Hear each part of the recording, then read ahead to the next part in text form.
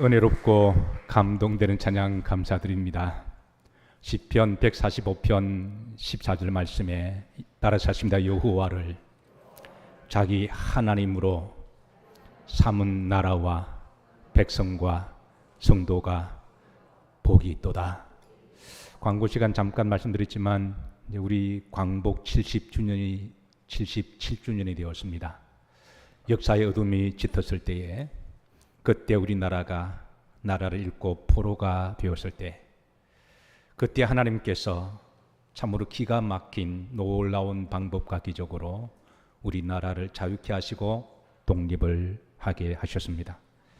아무리 봐도 하나님의 은혜요 기적입니다. 놀랍도록 하나님께서 애국가가 찬송이 되게 하시고 기도가 애국가가 되게 하셔서 오늘 드렸던 찬송처럼 하느님이 아니라 하나님이 보아사 우리나라가 만세가 되었고, 77년 전에는 나라로 없던 가난하고 고아와 같은 나라가 이제는 세계 10대 무역 안에 들어가서 우리나라 여권 하나만 가지고 가더라도, 어디를 가더라도 자랑과 존경을 받는 나라가 되었습니다.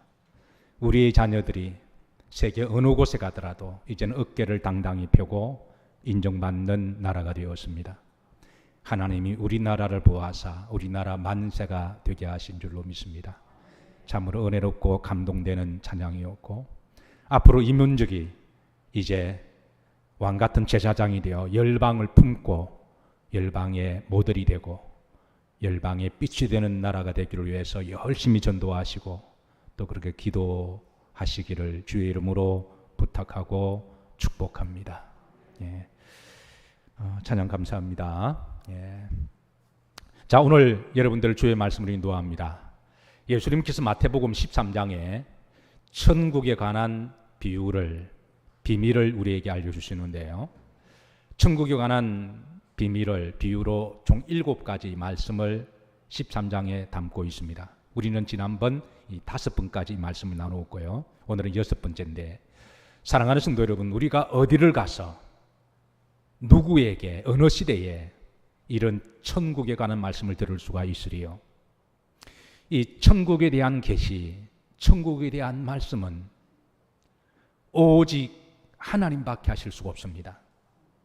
이 세상 사람들 아무리 공부를 많이 배웠다고 할지라도 윤리와 도덕은 말할 수는 있지만, 학문과 지식은 말할 수가 있지만, 천국에 가는 말씀을 할 수 있는 분은 사람이 아니라 하나님 한 분밖에 없습니다. 이 천국의 비밀을 말씀을 들을 수 있는 게 여러분 복인 줄로 믿으시기를 주의 이름으로 축복합니다. 그래서 주님께서는 7가지 천국의 비밀을 말씀해 주시면서 귀 있는 자는 들을지어다 말씀을 하셨어요. 이 말씀을 들을 수 있는 사람이 복입니다. 그리고 이 말씀을 세상 어디에서 들을 수 없는 이 천국에 대한 말씀을 여러분 가슴에 잘 이렇게 새겨 놓으시고 또 그 말씀의 소망으로 기쁨으로 살아가시기를 주의 이름으로 축복합니다. 자, 오늘은 천국에 관한 말씀 6번째, 천국은 마치 좋은 진주를 구하는 어떤 장사꾼과 같으니 그러셨어요. 그런데 우리가 지난번에 5번째, 천국은 마치 밭에 감추인 보화와 같으니, 이 말씀과 오늘 6번째 말씀은 얼핏 보면 비슷합니다. 구조가 비슷하고 그리고 내용이 비슷해서 일부 학자들은 일종의 쌍둥이 천국 비유라고 그렇게 평가를 하기도 하는데요. 그런데 자세히 보시면 다릅니다. 여러분, 쌍둥이를 겉으로 얼핏 보면 똑같이 생겼지만 자세히 보면 그래도 다릅니다. 그런데 성격을 보면 완전히 달라요. 성경에 보시면 쌍둥이가 나오죠. 에서와 야곱. 겉으로 보면 비슷합니다.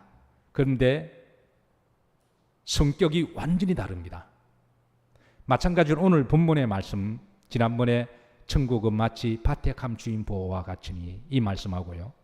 오늘 주님이 6번째 천국 비유, 천국은 좋은 진주를 구하는 장서와 같으니. 이 말씀은 얼핏 보면 비슷해서 일부 사람들은 쌍둥이 비유라고 하시고, 그리고 설교를 하실 때 대부분의 목사님들이 천국의 밭에 감추인 보화 설교를 하시면서 그 다음에 진주 비유는 1+1으로 끼워서 그냥 같이 전하는 경우가 대부분이에요. 이는 그만큼 비슷한 부분이 있어서 그러는데요. 그러다 보니까 뒤에 나오는 진주 비유는 조금 소홀히 취급이 되어지기 쉽습니다. 원래 1+1은 앞에는 진짜고 뒤에는 조금 좀 부족한 것을 말하는 거죠. 이거는 성경에 있는 독자들도 마찬가지입니다. 비슷하다 보니까 이게 같이 그냥 도매금으로 대충 읽어 지나가는데요. 그런데 비슷한 것도 있고 완전히 다른 부분도 있어요. 자, 여러분들을 제가 이제 지난번에 다 머리들이 좋으시니까 마음만 먹으면 44절 한 구절은 충분히 암송할 수 있다고 제가 제언을 드렸고, 순종하신 분들은 지난 한 주에 이 말씀을 묵상하고 암송하신 줄로 저는 믿습니다.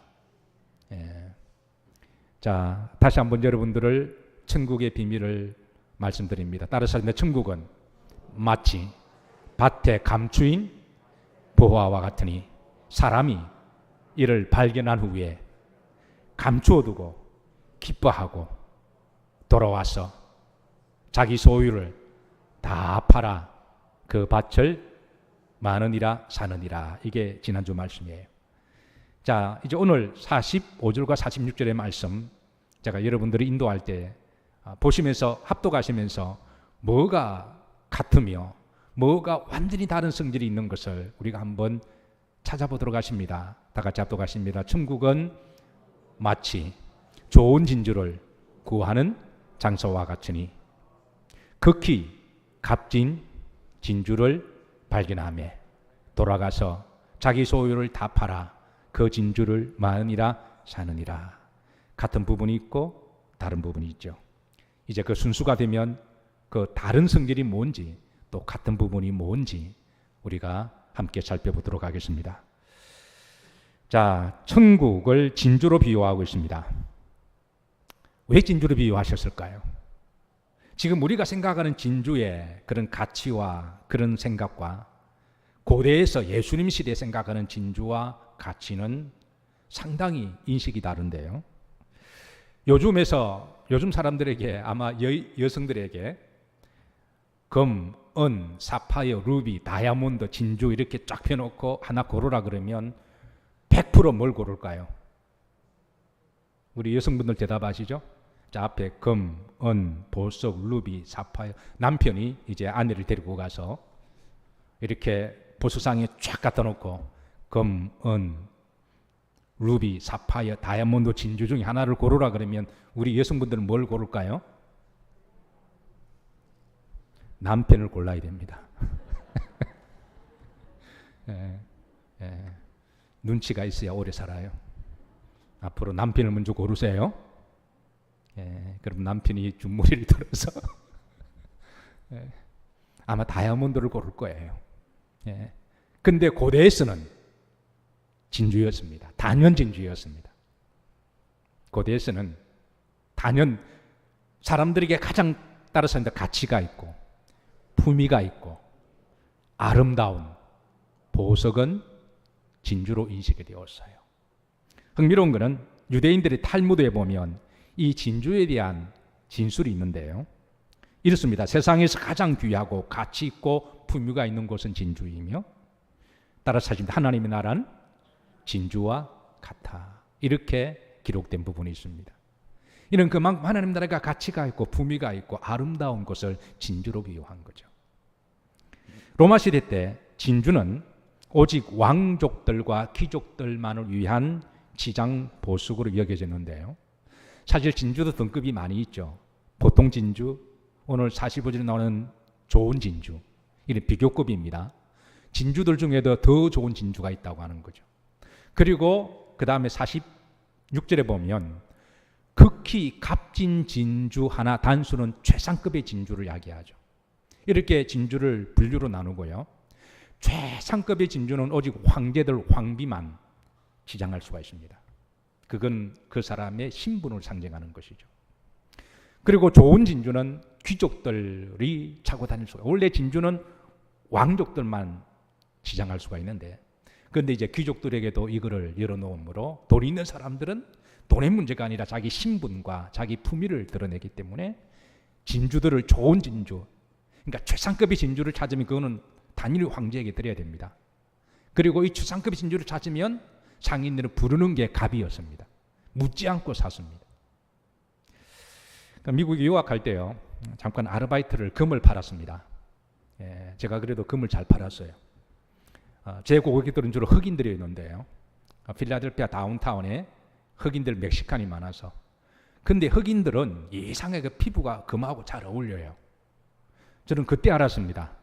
이 까만 피부하고 골드 컬러하고 그게 기가 막히게 매칭이 되고요. 그래서 가끔 돈 있는 흑인들이 왔어요. 마음에 드는 금이 있으면 부르는 게 갑이었습니다. 안 깎아요. 얼마냐? 얼마 그러면 그냥 주고 사요.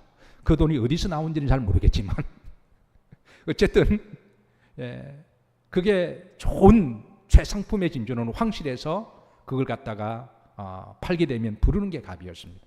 그 다음에 비교급 좋은 진주는 이제 귀족들, 그리고 그 다음에 좀 질 낮은 진주는 돈이 있는 사람들이 이렇게, 그러니까 이제 이거를 차고 다니므로 그만큼 품위가 있고 자신의 신분과 가치를 알리기 위한 것이죠.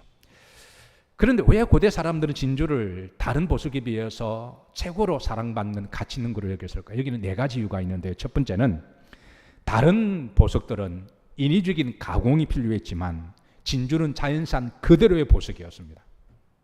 지금은 이 세공 기술이 많이 발전되어서 깎고 다듬고 긁어내고 그래서 기가 막힌 제품으로 만들지만요, 원래 원석이 발견되는 거잖아요. 그 옛날에는 가공 기술도 그렇게 좋지 않아서, 그래서 금을 또 아무리 만들어도, 다른 보석을 만들어도 그건 투박했습니다. 근데 진주는 그 자체가 완성품입니다. 그 자체가 기가 막힌 아름다움입니다.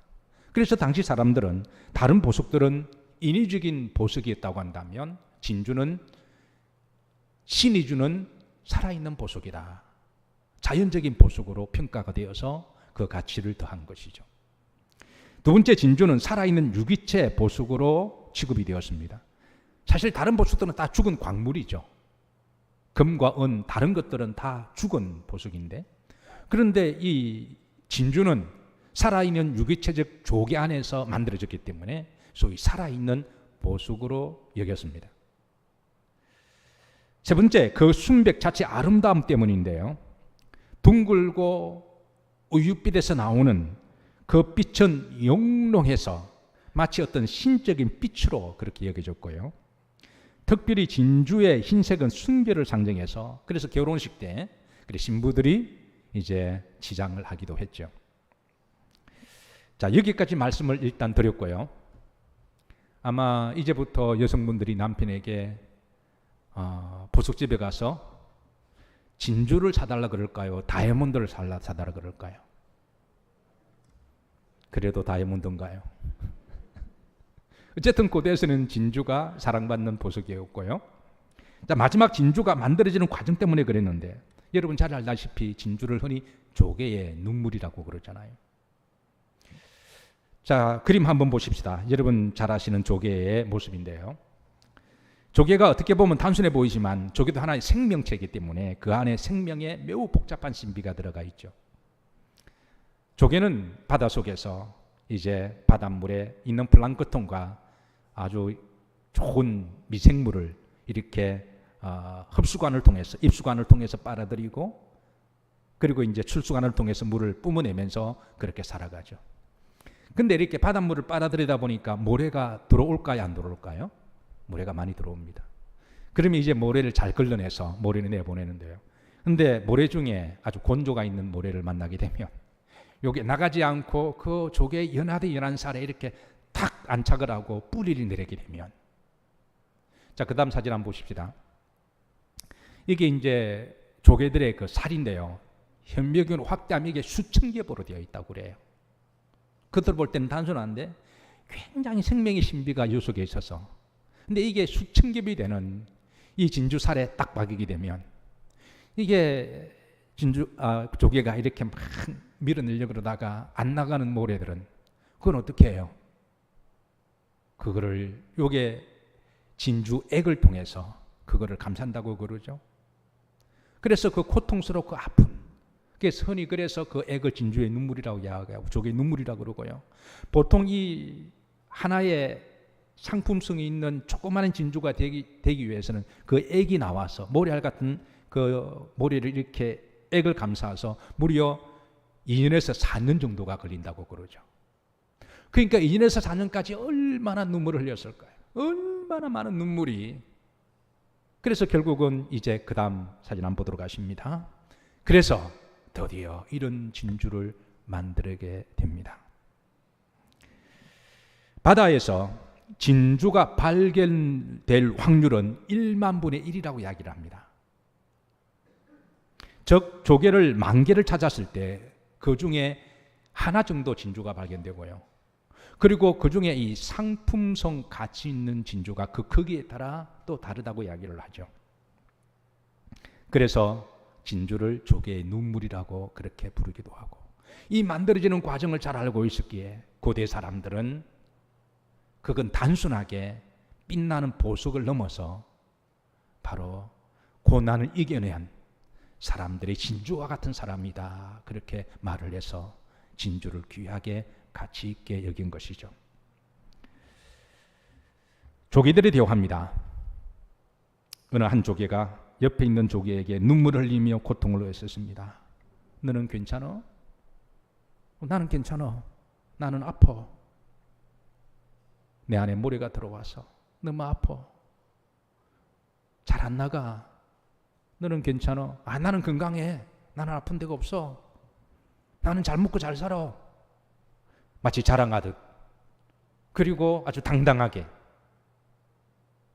근데 나는 너무 아파. 너무 눈물이 나. 그리고 세월이 지났습니다. 두 조개가 어부의 손에 들어갔습니다. 어부가 사랑하는 조개가 어느 조개일까요? 한 번도 아픔을 경험하지 아니하고, 나는 잘 먹고 잘 살고, 나는 건강하고, 나는 고생도 하지 않았던 그런 조개가 어부들에게 더 사랑을 받을까요? 고난과 고통의 눈물을 흘리면서 그것을 인격과 신앙으로 승화되어서 진주를 품고 있는 조개를 어부가 더 사랑하지 않을까요? 혹 여러분들의 심령 속에 진주를 품으신 분이 계십니까? 부모가 자식을 위해서 흘리는 눈물은 진주와 같습니다. 고난을 극복하기 위해서 흘리는 눈물은 진주와 같죠. 사랑하는 사람을 위하여, 의를 위하여, 옳은 일을 위하여 눈물을 흘리는 사람은 진주와 같습니다. 새벽에 눈물로 흘리는 기도는 하나님은 나중에 진주로 바꾸어 주실 줄로 믿습니다. 계시록 21장 4절에 보면 하나님께서 그 모든 눈물을 그 눈에서 닦아주시네. 그래서 여러분, 우리가 너무 자신만만하게 나는 아무런 고통이 없어, 나는 한 번도 아파본 적이 없어, 나는 너무 잘 살아, 이것을 너무 눈물을 흘리는 사람들에게 자랑할 것도 아니고, 또 그렇게 살아가는 것이 인생에 정말 가치 있는 일일까? 중요한 것은 하나님께서 그 모든 눈물을 닦아 주십니다. 자, 이제 이런 진주에 대한 인식, 이런 품위를 그 시대의 주님은 충분히 알고 계셔서 이제 진주를 통하여 천국의 말씀으로, 천국으로 우리에게 비유로 말씀해 주시는데요. 자, 45절 다 같이 다시 한번 합독합니다. 또 천국은 마치 좋은 진주를 구하는 뭐와 같으니? 장사와 같으니. 장사, 원문에 보시면 좀 더 나이브하게 직관적으로 번역하면 장사꾼입니다. 상인을 말해요. 그러니까 물건을 말하는, 물건을 거래하는, 사고 파는 것을 장사라고 그러죠. 근데 이건 장사꾼은 좋은 물건을 찾는 사람을 이야기합니다. 딜러라고 말하기도 하고요, 비즈니스맨이라고 말하기도 하고, 때로는 상인, 조금 직관적으로 하면 장사꾼. 그러니까 진주를 찾으러 다니는, 장사꾼으로 비유를 해주고 있습니다. 45절 중반절에 보면 구하는 이 말은 찾는다라는 말이죠. 여러분, 그 장사꾼이 진주 장사하는 장사꾼들이요, 진주를 그냥 얻는 경우는 없어요. 길을 가다가 진주를 줍는 사람은 없습니다. 진주를 찾기 위해서 진주가 있을 만한 곳을 다 누빕니다. 바다로 가기도 하고 어부를 만나기도 하고 어떤 경우는 목숨 걸고 바닷속에 기어 들어가 보기도 하고요. 고대 근동 지방에 최상품의 좋은 진주들이 많이 나오는 것을 페르시아만으로 알려져 있었는데요. 그래서 이 진주를 찾는 장사꾼들은요, 지금은 비자나 가지고 국경을 넘어가지만 옛날에는 때로는 목숨을 걸기도 하잖아요. 바다를 건너기도 하고. 그래서 목숨을 걸고 페르시아만에 가서 진주를 찾기도 했습니다. 자, 이는 천국 복음을 찾는데 그 정도의 간절함과 열망과 노력이 있어야 함을 강조하신 것이죠. 마태복음 7장 7절에 보시면 주님께서 이 복음을 찾는 자들에게 따라서 구하라, 찾으라, 두드리라. 구하는 자마다 구하여질 것이고 찾는 자는 찾을 것이고 손에 피가 나도록 두드리는 자는 문이 열릴 것이다. 이거는 진리를 구하는, 복음을 구하는 그 사람의 자세를 이야기하는 것이죠. 자, 여기에 이 진주 비유와요, 밭에 감추인 보화와 완전히 다른 성질이 있습니다. 지난번에 밭에 감추인 보화는요, 어떻게 하다 보니까 보화를 발견했습니다. 내가 노력하고 구하고 찾으러 다니지 않았는데 어떻게 하다 보니까 그냥 밭에 보화가 발견된 거예요. 그런데 이번 진주 비유는 완전히 성질이 달라요. 어떻게 보면 비슷한데 자세히 보니까 완전히 다른 거예요. 왜 그럴까요? 여기에 여러분, 진주는 궁극적으로 천국 복음을 이야기를 하시는 것이죠. 예수 그리스도의 복음을 이야기하십니다. 자, 그런데 여러분, 복음의 세계는 이런 성질이 있습니다. 어떻게 하다 보니까 예수님을 믿은 경우가 있습니다. 어떻게 하다 보니까 교회에 왔어요. 지나가다가 마음이 울적해서 교회에 왔는데 그날 이상하게 마음이 열려서 목사님의 설교를 듣고 예수님을 믿게 되고 영접한 사람들이 있습니다. 어떤 경우는 그냥 멍 때리고 길을 지나가는데 어느 전도자의 말을 듣고 따라와서 예수님을 믿는 경우가 있습니다. 어떤 경우는 믿음 좋은 부모 밑에서 태어나서 부모 따라 왔다리 갔다리 하다 보니까 나중에 우연찮게 복음을 듣는 경우가 있어요. 이런 경우가 있습니다. 그 사람들은 무슨 복이 그렇게 많은지, 내가 전혀 노력하지 않았는데 그저 순전히 우연히, 이런 사람들은 정말 복받은 사람들이에요. 그런데 그런 경우가 있습니다. 여러분들 중에 그런 분이 계실 거예요. 내가 특별히 노력하지 않았는데, 구하지 않았는데, 내가 두드리고 찾고 그러지 않았는데 진리를 발견하는 경우는 복이 있는 사람이에요. 그런데 이번에 진주 비유는 다릅니다. 진주를 찾기 위해서, 진리를 찾기 위해서, 이 진주는 진리를 이야기하거든요. 복음을 이야기하거든요. 인생을 살아가면서 내가 참다운 진리를 찾기 위해서 어릴 때부터 열심히 공부해서 어떤 사람은 철학자가 되기도 합니다. 이효령 씨 같은 경우는 그런 경우죠. 인생에 정말 진리를 찾기 위해서, 중세시대는 최고의 학문을 철학이라 그랬잖아요. 그래서 철학자가 많았습니다. 힐합시대에. 인생의 진리를 찾기 위해서 열심히 노력하고, 그런데 철학자가 되어보니까 이거는 더 모르겠거든요. 그리고 계속 두드리고 찾고 찾다가 나중에 늑가기로 주님을 찾은 사람이 이어령 교수잖아요. 그런 경우가 있습니다. 어떤 사람은 예수님을 믿기 위해서 그렇게 애를 썼는데 누구 하나 전도하는 사람도 없고 가르쳐주는 사람이 없어서, 그래서 이 종교 저 종교, 이 사람 저 사람 기웃거리다가 나중에 하나님이 긍휼히 여겨주셔서 그렇게 해서 복음을 찾게 되는 경우가 있습니다. 여기에 그런 분들이 계실 거예요. 그래서 우리가 복음을 발견했을 때는 어떤 경우는 정말 뭐가 그리 복이 많은지 우연히 찾는 경우도 있고, 오늘 진주를 구하는 장사와 같이 목숨을 걸고 찾으러 다니다가 마침내 찾는 경우가 있다라고 하는 거예요. 사랑하는 성도님, 여러분들은 어떠하십니까? 여러분들 중에 정말 복이 많으셔서 내가 별로 노력도 관심도 안 가진 찾으신 분은 정말 특별하게 선택받은 사람이에요. 그러나 여러분들 중에 애를 쓰고 노력하시다가 하나님이 긍휼히 보셔서 천국 복음을 발견하신 분은 하나님의 특별한 더 큰 은혜가 있을 줄로 믿습니다. 자, 그 다음에 46절 말씀 보십시다. 여기 보시면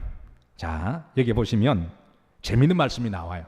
따라서 합니다. 극히 값진 진주 몇 개를? 하나를. 여기에 단수 하나를 주님께서 좀 강조하신 걸 우리가 포커스를 맞출 필요가 있어요. 45절 말씀 보시면 좋은 진주를 구하는, 좋은 진주는 원문에 복수로 되어 있거든요. 근데 45절에 좋은 진주들, 더 좋은 진주들, 더 좋은 진주들, 그러나 최상급의 진주, 최고의 진주는 하나밖에 없습니다. 고대에서는 진주를 진리로 비유했습니다. 세상에는 진리가 참 많습니다. 좋은 진리들, 좋은 윤리와 도덕과 같은 진리들, 그리고 좀 더 좋은 진주들. 사람들이 인생을 보다 가치 있게 살아가기 위해서 진리를 찾으러 다닙니다. 어떤 점에 있어서 우리 인생은 구두자라고 말할 수가 있습니다. 어렸을 때, 철없을 때는, 도토리 키재기 할 때는 그냥 먹는 즐거움, 연애, 돈 버는 것, 여기에 정신이 팔리지만 인생의 철이 들면 보다 가치 있게 저 영원한 나라를 위하여, 영원한 가치를 위하여 인생의 참된 진리를 찾는 구두자들이 되어갑니다. 굳이 철학자가 아니더라도 하나님 우리 마음속에 동물과 다르게 영성을 심어주셨기 때문에, 그래서 우리는 살아있는 동안에 이 참된 진리를 발견해야 되는데요. 그래서 마치 인생의 구도자들이 진주를 찾아다니다가 마침내 극히 최상의 하나밖에 없는 참된 진리, 최상품의 진주를 찾은 것이죠.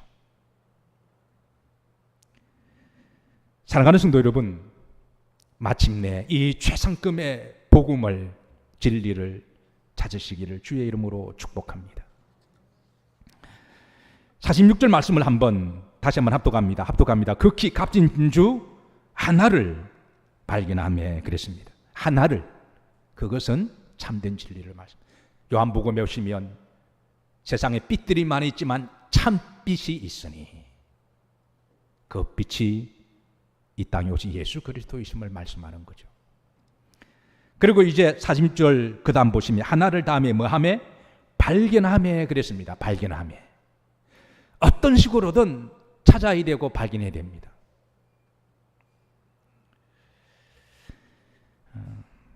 그러나 진주는 내가 간절한 마음으로 열심히 찾는다고 해서 다 발견되어지는 것은 아니에요. 여러분들 보물찾기 잘 하시나요? 요즘은 보물찾기를 잘 하는지 모르겠습니다만 저희 어릴 때만 하더라도 의뢰의 학교에서 소풍 가면 제일 핫한 것이 바로 보물찾기였습니다. 교회에서도 어디 가면 보물찾기를 했고요. 그때는 부모들이 다 여유가 없어서 아이들에게 선물을 사줄 만한 그런 여유 있는 부모도 별로 없었고, 또 장난감이 많이도 없었고 살만한 여유가 없던 시절에 보물찾기는 최고의 인기였습니다.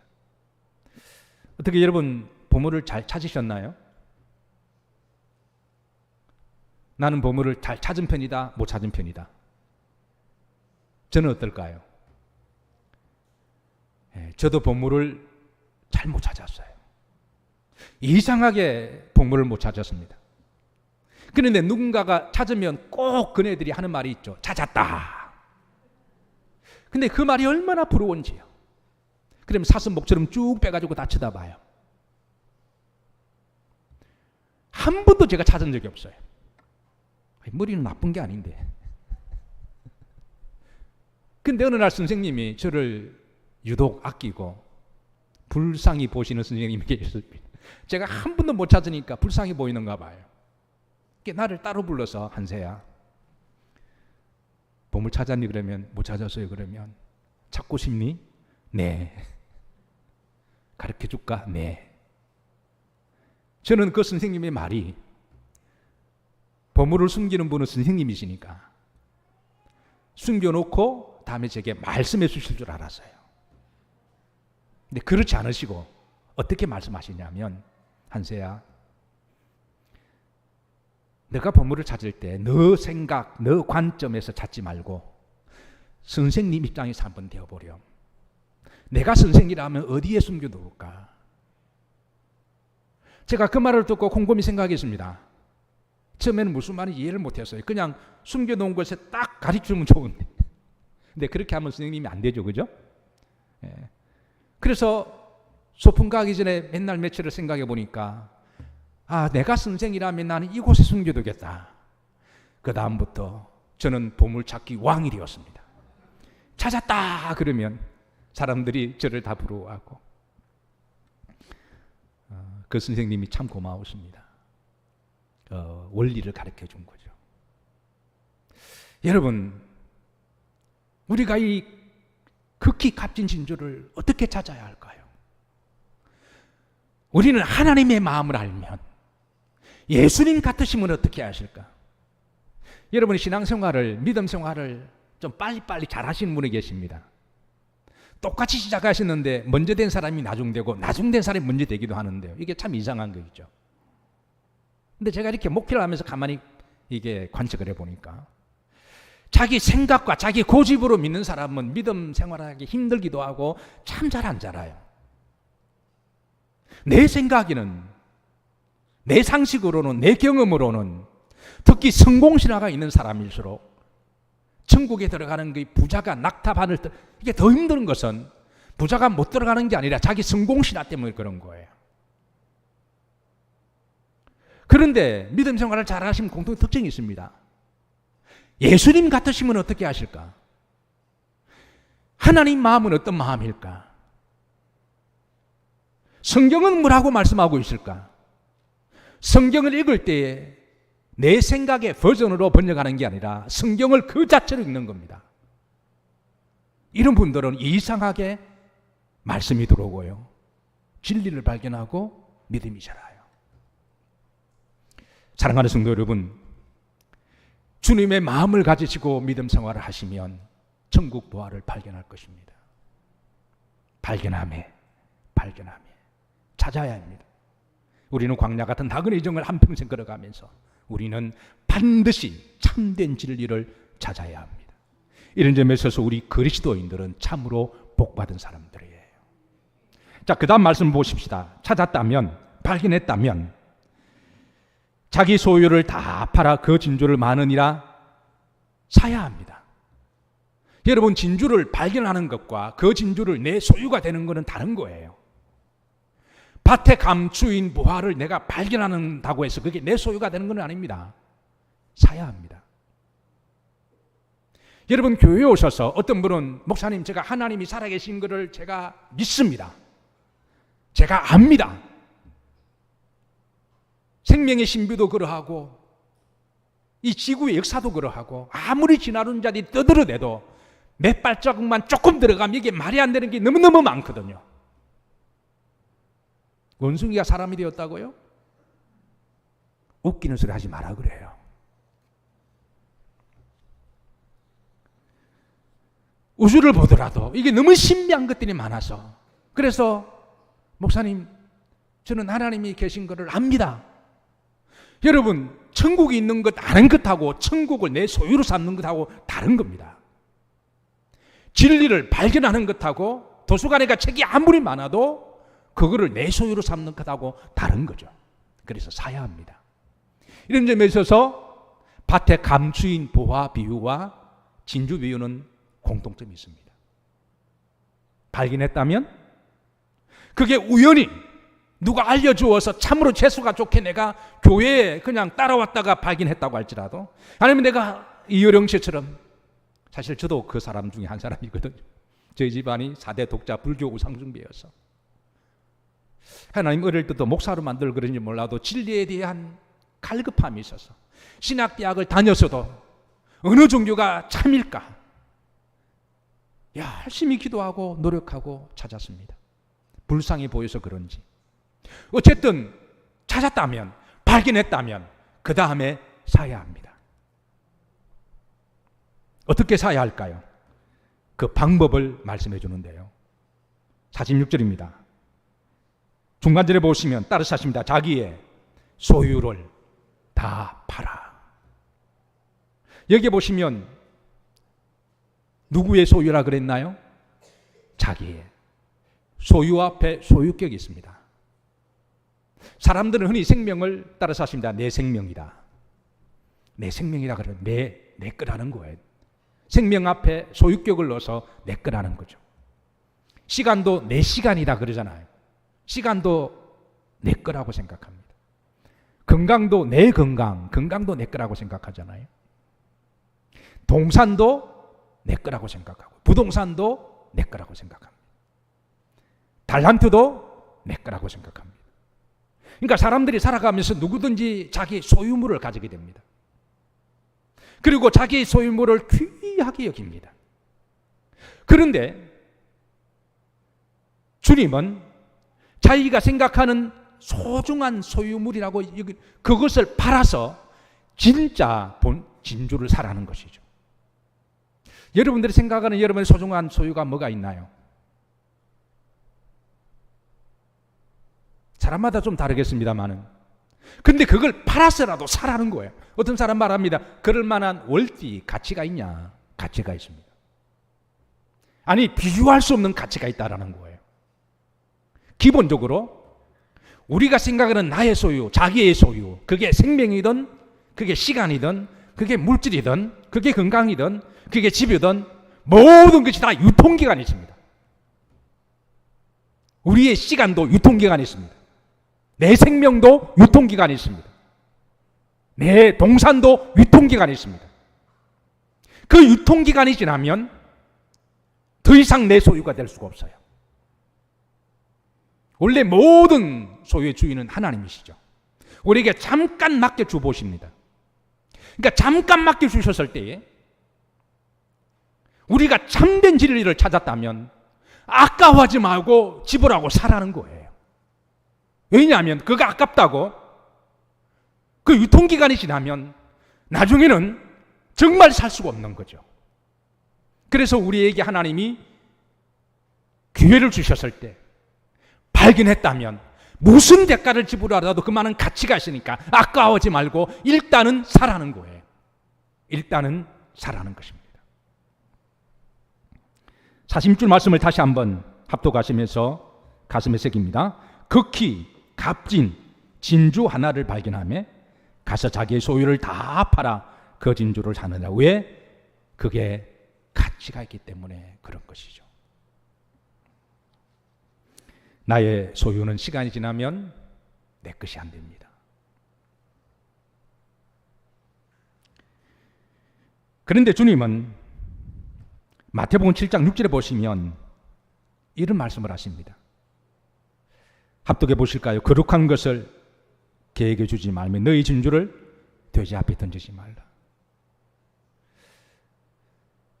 우선 이 말씀을 주시면서 오늘 이제 천국 비유를 하시고 49절 50절에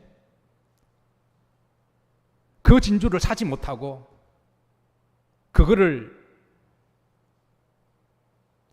버리거나 돼지처럼 그렇게 갖다 버리는 사람들에게는 어떤 원인과 어떤 저지가 있을 것임을 알려주는데요. 한번 보십시다. 결론입니다. 합독합니다. 세상 끝에도 이러하리라. 천사들이 와서 의인 중에서 악인을 갈라내어 불모불에 던져 넣으리니 거기 술림매를 갑니다. 천국 비유 7가지를 말씀하시고 마지막에 주시는 천국에 대한 복음을 우습게 여기고 그거를 사지 않는 사람들, 갖다 버린 사람들에게 주시는 하나님의 심판이 있을 거라고 하는 거예요. 실제로 세상에 나가면요, 복음을 어떤 사람은 전혀 귀하게 하지 않습니다. 농담 삼아 교회 가면 구원 받는다 그러니까 10원 주면 가겠다 그래요.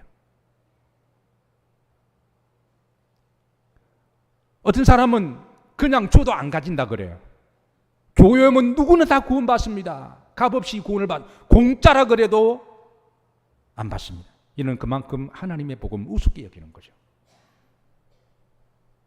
이런 사람들에게 자기 소유를 팔아 신앙생활 한다고요? 자기 시간을 투자해서 교회 나온다고요? 애나 돼지에게 줘버려 잃어버리는 거예요. 이런 사람은 심판이 있습니다. 이런 사람은 심판이 있다라는 거예요. 또 그런가 하면 너희 진주를 돼지 앞에 던지지 말라. 이미 우리가 이 천국 복음을 가슴에 안고 살아가다가 세상이 살기가 힘들어서 또 시험 들어서 환난이 왔을 때 그거를 돼지에게 던지는 사람, 복음을 다시 던져버리는 사람, 복음을 팔아먹는 사람, 예수님을 떠난 사람, 이런 사람들에게도 하나님의 심판이 있을 것임을 그렇게 알려주고 있어요. 이 말씀은 우리에게 천국 복음을 우리가 가슴에 새겼다면 귀하게 여기고 가치 있게 여기고 목숨을 걸고 지키라고 하는 말씀이죠. 말씀을 마치면서 지난번 천국에 감추인 밭의 비유와요, 오늘 진주 비유와 공통된 게 있습니다. 따라서 하십니다. 발견하고 기뻐하고 사느니라. 사랑하는 성도 여러분, 우리가 세상을 살아가다 보면 기쁨의 종류가 여러 가지가 있어요. 어떤 사람은 먹는 기쁨과 즐거움이 있습니다. 열심히 맛집을 찾으러 다닙니다. 어떤 사람은 노는 기쁨, 즐거움, 어떤 사람은 성취욕의 기쁨, 또 어떤 사람은 돈 버는 기쁨이 또 그렇게 재밌다면서요. 어쨌든 사람마다 기쁨과 즐거움을 위해서 열심히 돌아다니는데요, 여러분, 기쁨 중에 최고의 기쁨은 참 진리를 발견하는 기쁨인 줄로 믿습니다. 그래서 시인은 말하기를 여호와여 주의 구원의 즐거움을 내게 주옵시고 주의 성령이 떠나지 않도록 내 마음을 주관해 주옵소서. 이번 한 주도 여러분 가슴속에 천국을 잘 담아 놓으시고, 그리고 그 하나님이 보내신 곳에서 거룩한 누룩으로 천국의 복음의 통로로 살아가시기를 주의 이름으로 축복하고 파송합니다.